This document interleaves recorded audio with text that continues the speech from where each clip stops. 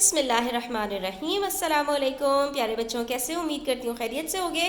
New syllabus Oxford primary mathematics class 4 chapter number 10 area and perimeter, जिसमें हम perimeter complete कर चुके हैं और आज बारी आ गई है एरिया निकालने की। Lesson number 2 page 222। ठीक है, तो अब इसके अंदर स्टूडेंट्स हमें ये पता होना चाहिए कि एरिया अगर स्क्वायर का निकालना है तो हमने किसी भी एक साइड को उठाना होता है, और क्योंकि चारों साइड्स बराबर होती हैं तो एरिया जब भी किसी क्वाड्रिलेटरल का निकालते हैं तो वहाँ पर हमने क्या करना होता है, एक लेंथ लेनी होती है, एक ब्रेथ लेनी होती है और इन दोनों को आपस में मल्टीप्लाई कर देना होता है। अब इसकी आपको मैं प्रैक्टिकल एप्लीकेशन बताऊँ। अगर किसी के घर में कंस्ट्रक्शन हो रही हो तो वो इस चीज़ को रिलेट कर पाएगा कि जब आप मार्बल्स या आप जो टाइल्स वगैरह लेने के लिए जाते हैं तो वहाँ पर आपसे कहा जाता है कि भाई ये 2 मीटर क्यूब का है, ठीक है, सॉरी 2 मीटर स्क्वायर का है या 1 मीटर स्क्वायर का है या हाफ मीटर स्क्वायर का है। तो आपको जो ये बता रहे होते हैं, बेसिकली आपको ये बता रहे होते हैं लेंथ और ब्रेथ को मल्टीप्लाई करके कि ये जो आपको टाइल मैं सेल कर रहा हूँ इसका एरिया कितना है, ये कितना एरिया कवर करेगा। यानी कि अगर आपके पास इतना बड़ा रूम है जो कि आपके पास 13/10 का है, ठीक है, 13/10 क्या मतलब 13 मीटर्स बाय 10 मीटर्स का है, तो इसके अंदर आपको इस तरह के कितने टाइल्स की ज़रूरत पड़ेगी कि जो आपके पास एरिया रखता हो 2/2 का या 2/1 का या हाफ बाय 1 का, ठीक है। तो ये आपको यहाँ पर कैलकुलेट करने में आसानी होती है। अब अगर स्टूडेंट्स हमें एरिया दिया जाए, यानी अगर मुझे किसी टाइल का एरिया पता हो जो कि स्क्वायर इन शेप है, तो क्या मैं उसकी एक लेंथ निकाल सकती हूँ? तो बच्चों अब आपने इसकी रिवर्स वर्किंग करनी है। जैसे कि पेरीमीटर के अंदर हम प्लस से माइनस की तरफ जा रहे थे, तो यहाँ पर हम क्योंकि एरिया निकालते हैं मल्टीप्लाई करके, तो उसके रिवर्स में जब जाएंगे लेंथ निकालने के लिए तो मल्टीप्लाई का रिवर्स क्या होता है? वेरी गुड, डिवीजन होता है। तो अब यहाँ पर हमारे पास काम आ जाएगा डिवीजन का। यानी अगर मैं आपसे कहूँ फॉर एग्जांपल कि मेरे पास स्क्वायर की लेंथ है 4 सेंटीमीटर, तो एरिया कैसे निकलेगा? लेंथ मल्टीप्लाई बाय लेंथ, यानी 4 मल्टीप्लाई बाय 4, और आंसर क्या आ जाएगा? 16 सेंटीमीटर स्क्वायर। लेकिन अब अगर मैं आपसे यहाँ पर कह दूँ कि नहीं भाई, यहाँ पर जो मेरे पास एरिया है वो यहाँ पर मेरे पास एरिया आ रहा है इसका फॉर एग्जांपल 9 सेंटीमीटर स्क्वायर, यानी कि ये जो मेरे पास टाइल है इसका एरिया 9 सेंटीमीटर स्क्वायर है, तो मुझे आप ये बता दीजिए कि इसकी लेंथ कितनी होगी। तो अब मैं क्या करूँगी स्टूडेंट्स, तो हमें ये बात पता है कि जब लेंथ को लेंथ से मल्टीप्लाई करते हैं तो हमारे पास एरिया निकल कर आता है।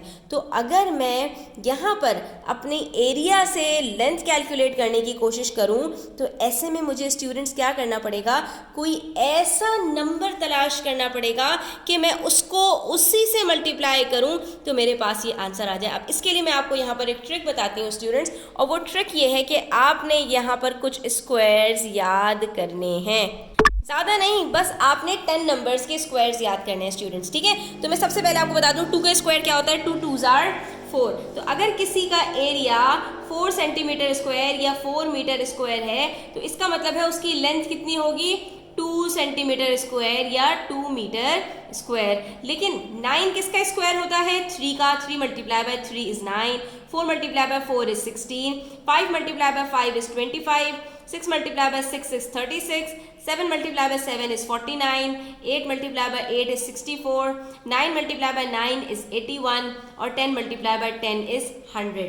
तो यहाँ पर हमें सिर्फ ये जो 8 नंबर्स दिए गए हैं ना, ये याद रखने हैं कि 9 स्क्वायर होता है 3 का, 16 स्क्वायर होता है 4 का, 25 स्क्वायर होता है 5 का, 36 स्क्वायर होता है 6 का, 49 7 का, 64 8 का, 81 9 का और 100 10 का। अगर ये 8 नंबर्स आपने याद रख लिए तो आप बगैर किसी कैलकुलेशन के बड़ी आसानी से अगर एरिया दिया गया है तो स्क्वायर की लेंथ कैलकुलेट कर पाएंगे, ठीक है। क्यों? क्योंकि वहाँ पर हमारे पास सारी लेंथ्स बराबर होती हैं और हमें लेंथ को लेंथ से मल्टीप्लाई करके एरिया मिलता है। तो अगर एरिया दिया हुआ है तो अगर मुझे उसका स्क्वायर रूट पता है तो मैं आराम से कैलकुलेट कर पाऊँगी। तो अगर मुझसे ये कहा गया है कि एक स्क्वायर है जिसका एरिया 36 सेंटीमीटर स्क्वायर है, तो आप ज़रा जल्दी से बता दीजिए कि इसकी लेंथ कितनी होगी स्टूडेंट्स। तो हम क्या करेंगे, हम जल्दी से दिमाग में लेकर आएंगे कि भाई 36 किसका स्क्वायर था, 6 का स्क्वायर था। तो इसका मतलब ये हो गया कि इस स्क्वायर की लेंथ कितनी होगी, 6 सेंटीमीटर्स होगी। तो हम क्या कहेंगे यहाँ पर, the length of the square is 6 centimetre. क्यों, क्योंकि 6 को 6 से मल्टीप्लाई करो तो आंसर 36 आता है। लेकिन जब बात आती है रेक्टेंगल की स्टूडेंट्स, तो यहाँ पर पेरीमीटर की तरह रेक्टेंगल के अंदर अगर पेरीमीटर दिया होता था और एक आपको लेंथ पता होती थी, तो ब्रेथ कैलकुलेट करने के लिए 2-3 स्टेप्स में जाना पड़ता था। मगर जब एरिया की बात आती है स्टूडेंट्स, तो यहाँ पर रेक्टेंगल का एक लेंथ और एक ब्रेथ होती है, इन दोनों को मल्टीप्लाई करने से एरिया निकलता है।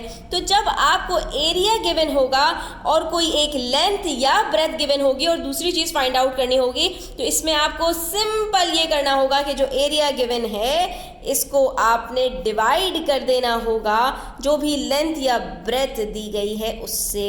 तो आपके पास जो आंसर आएगा ना स्टूडेंट्स, वही आपका जो आपसे पूछा गया होगा वो आपका आंसर हो जाएगा। अब जैसे यहाँ पर मेरे पास 36 एरिया दिया गया था इस रेक्टेंगल का, और उसके बाद मुझे बताया कि इसकी जो ब्रेथ है वो 3 सेंटीमीटर्स की है, आप सिर्फ लेंथ बता दीजिए। तो हमने कहा हम आपको 1 मिनट में चुटकियों में बता देते हैं।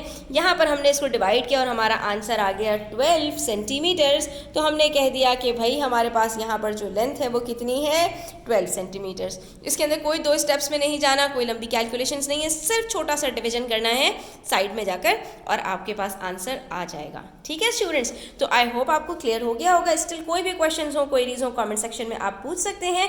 अब हम जा रहे हैं प्रैक्टिस क्वेश्चंस की तरफ। तो आ जाइए पेज नंबर 224 पर, जहाँ पर हमसे क्वेश्चन नंबर 1 में कह रहे हैं कि 2 स्क्वायर्स दिए गए हैं और इनका एक का एरिया 81 है, दूसरे का एरिया 64 है। हम जल्दी से रिकॉल करके बैठे कि भाई 81 किसका स्क्वायर होता है। हमने कहा 9 का, 9 9 81 होता है, और एरिया 64 हमें यहाँ पर दूसरे स्क्वायर का दिया गया है। तो 64 किसका स्क्वायर होता है, हमने कहा भाई 8 के टेबल में आता है 8 टाइम्स, तो इसकी लेंथ कितनी हो जाएगी, 8 मीटर्स। तो ये देखिए 1 मिनट में हमारे यहाँ पर आंसर्स आ गया। अगर हमने टेबल्स अच्छे याद किए हुए हैं तो हमें ये फ़ौरन से आंसर पता चल जाएगा।